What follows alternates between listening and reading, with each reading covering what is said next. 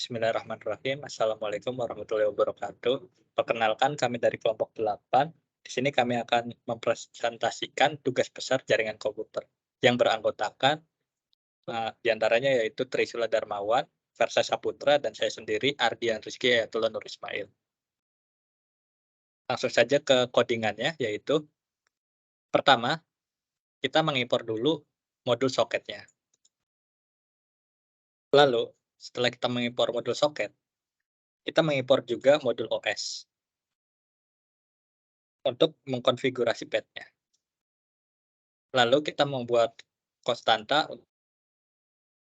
si nomor port dan host-nya, yang di mana host-nya ini kita menggunakan localhost dan port-nya yaitu 888.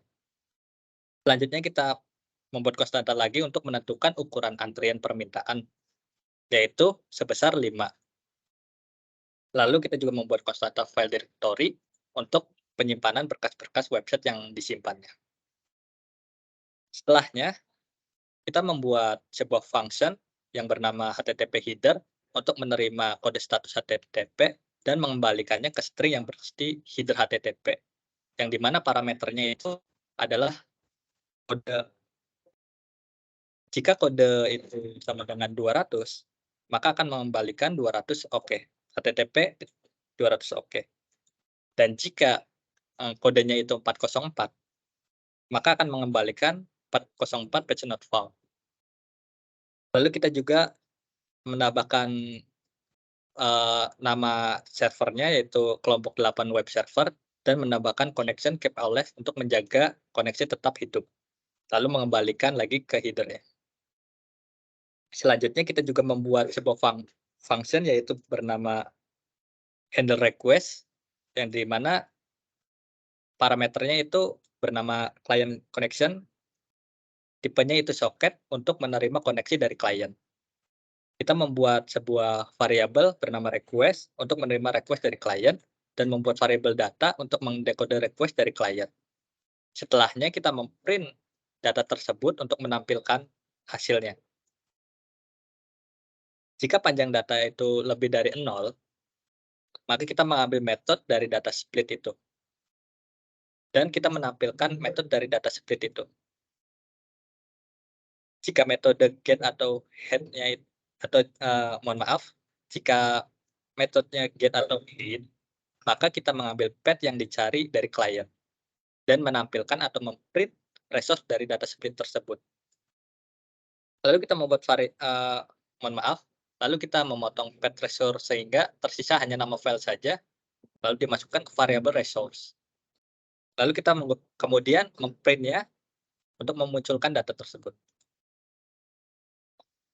Jika resource-nya itu sama dengan slash, maka resource-nya, variabel resource ini akan berisikan file index.html.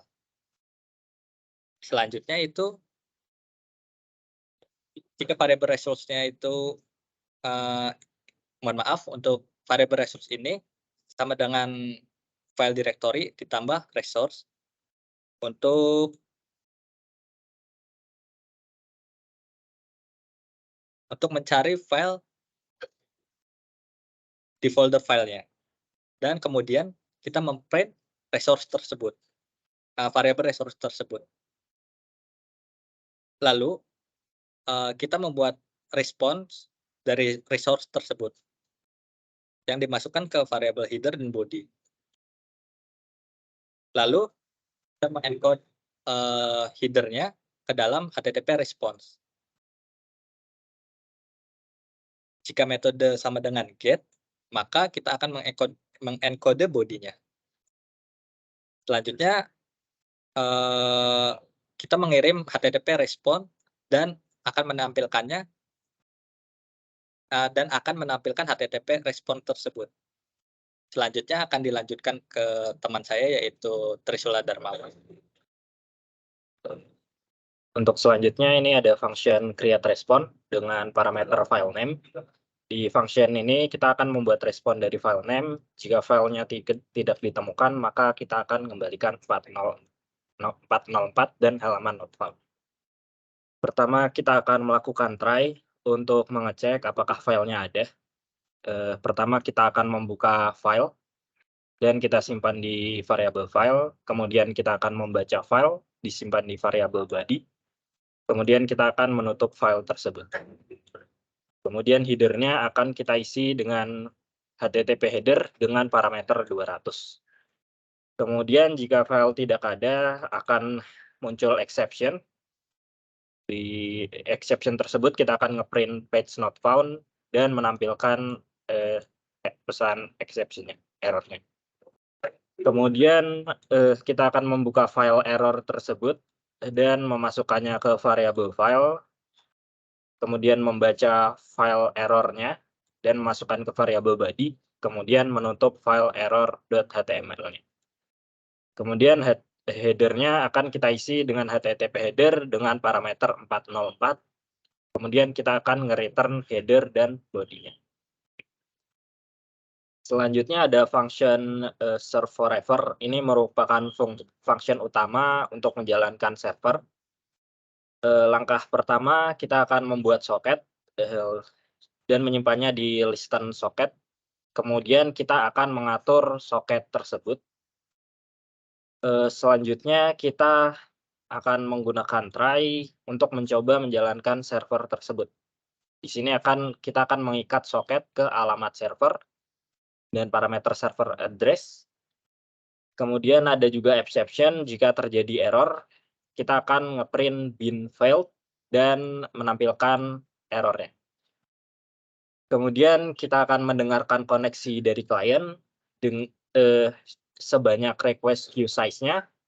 Kemudian kita akan ngeprint HTTP server running on port dengan nomor port yang sudah kita tentukan.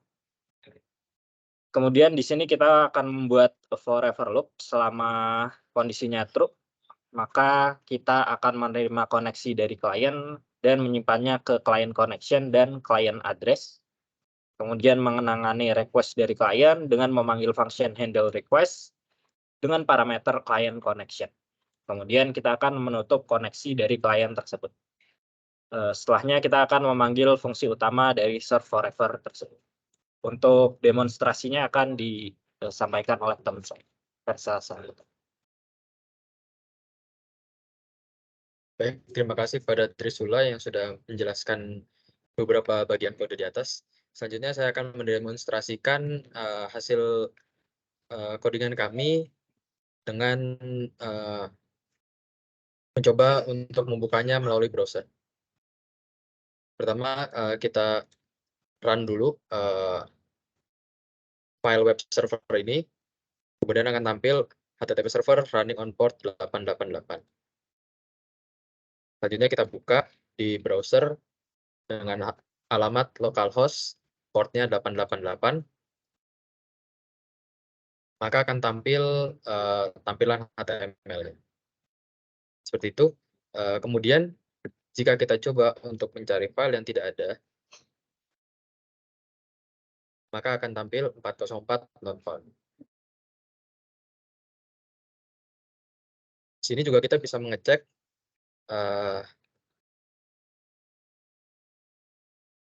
header yang tampil itu benar-benar 404. Ya, di sini tampil 404. Kemudian jika kita kembali lagi ke indeks HTML,